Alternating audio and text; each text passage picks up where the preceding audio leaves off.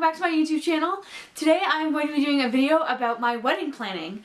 I've been planning my wedding for a while now. It's in October, and one of the things that has been kind of a reoccurring question is how traditional is the wedding going to be and how non-traditional is the wedding going to be. And so yeah, I want to talk about the different wedding traditions that I am choosing to break and the ones that I'm choosing to keep. So yeah, this list of traditions that I have that I'm going off of, I got from Wikipedia. Traditional and white wedding pages. So yeah, let's get right into it. So the first thing that I'm kind of doing a little bit non-traditionally, although I think this might be a more popular choice these days, is instead of the classical wedding party where you have the groomsmen, the bridesmaids, a ring bearer, and a flower girl, we are just doing a maid of honor and a best man. For a couple of reasons. One of them is that we have a lot of friends in common, and so it'd be kind of weird to like make them be on a side when like really they're just like both of our friends, so that's kind of weird.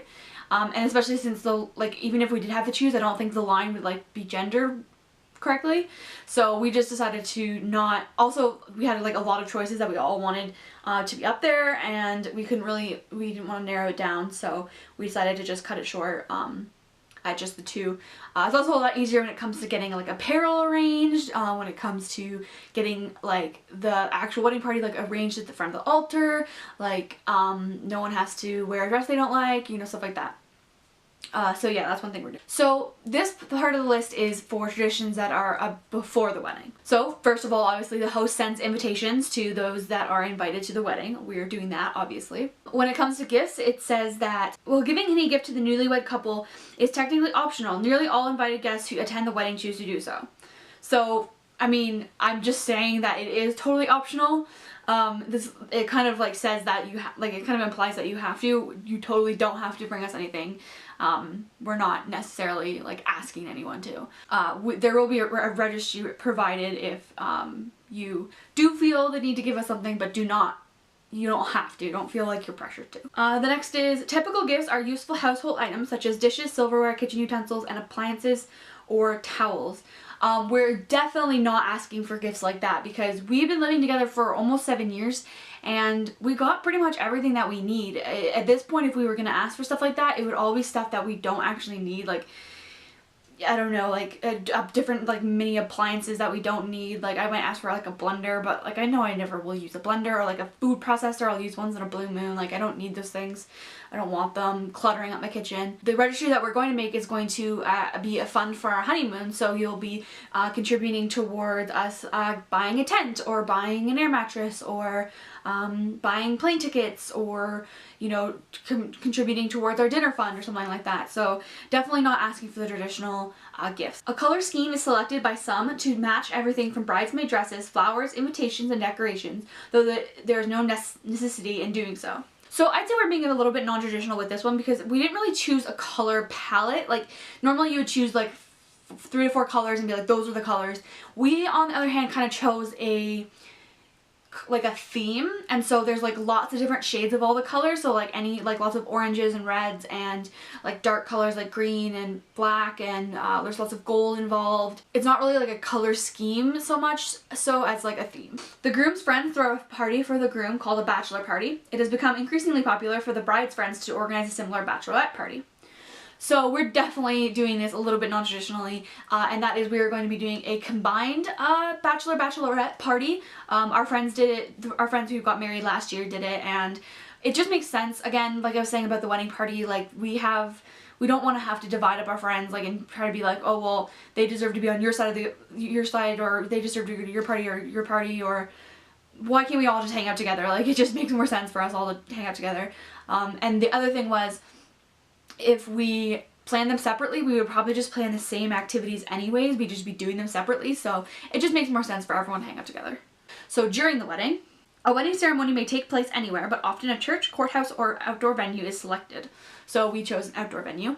Depending on the country, her age and situation, and her personal preferences, the bride may walk alone or be escorted by her father, both of her parents, one or more relatives she wishes to honor, or the groom.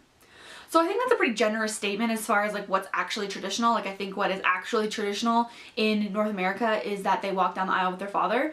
I'm going to be walking down the aisle with both my parents because I really want to honor them both. They both raised me, and I don't think, and it's, you know, I may be getting married, but they're not giving me away. Like, I've been living out of the house, and I'm not their property, so they're not really giving me away. They're just, you know, being a part of the celebration, so I want both of them to be there with me. Okay, this one's a long one. In a typical white wedding ceremony, which is derived primarily from the Anglican tradition, the bride and groom will stand side by side at the front of the church or other venues throughout most or all of the ceremony. Consequently, some guests prefer to sit on the side closer to the person they know best. Typically, this means that the bride's family sits on the house left and the groom's family on the house right. The front rows are generally reserved for close family members or friends. So we're not really going to worry about that much. Number one, when I'm walking down the aisle, I'm going to be focused on the fact that I'm getting married and the fact that I don't want to trip and the fact that, you know, everyone's staring at me, and I don't want to also think about like making sure that I go to the right side of the stage, because no way, like I know that I'll just mess it up if I'll just overthink it, or, you know, just mess it up somehow. So I don't want to have to worry about that. As far as the seats being reserved for close family member and friends, we are inviting like our entire family. So and we don't really have any ushers, so it's just wherever people want to sit, they can sit there. The most common non-religious form is derived from a simple Anglican ceremony in the Book of Common Prayer and can be performed in less than 10 minutes, although it is often extended by inserting music or speeches. So we actually opted to write our own ceremony. I used a couple of the example ceremonies that our officiant had given us, just ceremonies that she's used in the past that follow different kind of like traditions. And then I did some online searching and found some, you know, quotes that I liked and inserted them as well. And we're not going to be doing any sort of speeches during the ceremony or any music during the ceremony, because we don't want to be up there very long if we can get away with it. You know, to us, it's just a celebration with our friends and family, and we're not there to like be up on a stage and be like this. I know it sounds stupid, but we don't need to be the center of attention the whole time. So, yeah. American brides usually wear a white, off-white, silver, or other very light colored dress, particularly at their first marriage. So I am following this tradition. I am wearing an ivory colored dress. I actually was for a long time thinking that I wouldn't be following this tradition. I was thinking about getting like maybe like a really deep purple or like some other kind of like burgundy red, something else that would match the theme of the wedding a bit more. But then I realized I kind of think that, you know, it's such an iconic look, and it's just so classic to see like a bride in white, and so I decided that I will be doing an ivory dress, which is basically just white. It's like a very slightly off white. And so yeah. White seeds or confetti is sometimes thrown at the newlyweds as they leave the ceremony to symbolize fertility. So at the end of the day, we are literally not allowed to do this. Like, we were told that there's not allowed to be any confetti or anything like that because it's just messy, and we're outside like by the river, and they don't want to like have garbage like flying through the air, or like seeds planting like plants where they're not supposed to be and all this stuff. So we're not actually allowed to do it even if we wanted to, but I don't think we really want to. I think that, first of all, it doesn't really go with our recessional music that we picked out. It kind of doesn't match like the feeling of the ceremony and like how people are supposed to be feeling at that point in the ceremony. And it just is messy in general. Like, I agree with the venue that it's just really messy. And also, we don't really need wishes of fertility at all. Thank you very much. Okay, so as far as the reception goes, food is served, particularly including a wedding cake. So we will be serving food, but we are not going to be doing a traditional like tiered white wedding cake. We're going to be doing something very different. During the reception, a number of short speeches and or toasts may be given in honor of the couple. So we're not planning to do this at all. We're not going to be requiring or requesting anyone to write a speech or do a toast. We'll just eat dinner together. Maybe we'll do like one cheers at the beginning to say like, you know, to marriage or whatever. Clearly I know what I'm doing. We'll probably do that once, but we don't need anyone to do it. I mean, we're not going to stop anyone if they choose and they want to do some sort of speech or toast, then by all means, but we, like I said before, we're not the kind of people who just like want to be sit and like lauded. So, yeah, we're not going to be requesting anyone to do it. If there is dancing, the bride and groom, as the guests of honor, are expected to be the first people to begin dancing. So we will be doing this. We have a first dance song all picked out, and we'll be the first ones to start the dancing. Some families then contrive a series of arranged dances between the newlyweds and their parents or other members of the wedding party, with guests expected to watch the performances. So we will be doing a father-daughter dance, but it's going to be kind of a short little dance, and then other people will be able to join in with the music because it's a pretty good song and people will want to dance to it. And I think Nick is going to be dancing with his mother at some point, just to kind of, you know, I know it seems like really like traditional, but yeah, we wanted to do that. In the mid-20th century, it became common for a bride to toss her bouquet over her shoulder to the assembled unmarried women at the reception. So this we are absolutely not doing. I have no interest in doing this. First of all, because I don't want to like wreck my bouquet. Like, I don't want it to get ruined by being flown through the air. It's also extremely, to my mind, like really old-fashioned. Like, that's just the mentality of it, that every woman, every unmarried woman in the room wants to and will be married, and they're all just fighting to be the next one to be married. Like, it seems so weird and like, you know, old-fashioned, and I just don't like it. So we won't be doing that. In a similar process, her groom tosses the bride's garter to the unmarried men. We're definitely not doing this one either. First of all, I'm not planning on wearing a garter of any kind.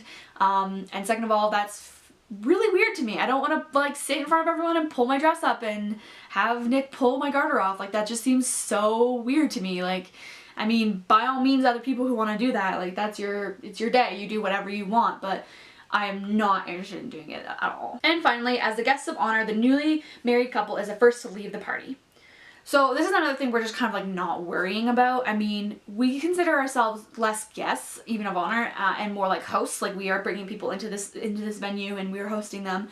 So I wouldn't want to be the first one to leave the party because, first of all, I want to party really late and other people are going to want to leave before that. Second, it feels weird. Like, you wouldn't go to bed when you had people over, right? Like, you wouldn't leave the house if you had invited guests to your house. So I think it's kind of strange that you would leave the party first. Like, I understand trying to have like a symbolic exit where, you know, everyone waves while you drive off, but we're not going to be driving off. We're going to be walking across the parking lot to the hotel room that we have. So that would be weird if people waved us off to our hotel room. So yeah, we're not going to be worrying about that. And so yeah, those are the traditions that we are going to be keeping at our wedding and the ones that we are going to be breaking. If you know of any more traditions that you think that we should include, or you are wondering whether we are including, leave them in the comments down below and I'll answer. But yeah, I'm getting really excited even though the wedding's not till October. A lot of the planning is starting to come together. So yeah, I will see you guys in the next video. Later days.